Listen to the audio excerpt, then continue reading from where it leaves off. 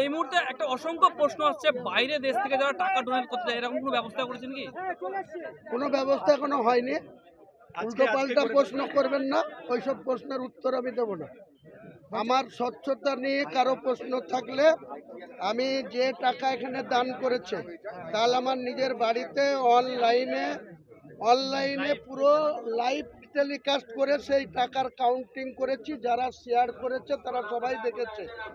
এখনো counting complete হয়নি। Counting complete হলে মানুষ যে নগদ অর্থ দান করেছে সেটারও জানতে পারবে সবাই।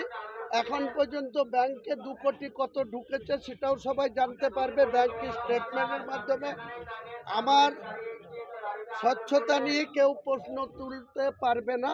আমি সেই সুযোগ কোনো বিরোধীকে দেব না, না শাসক দলকে দেব, না বিজেপিকে দেব, না সিপিএমকে দেব, না কংগ্রেসকে দেব। কাউকে কোনো সুযোগ বলতে দেব না। আর এই মসজিদ গঠন করার ক্ষেত্রে কোনো কম্প্রোমাইজ কারোর সাথে হবে না। তাতে বলেছি সংঘর্ষ হলে সংঘর্ষ হবে, লড়াই হলে লড়াই হবে।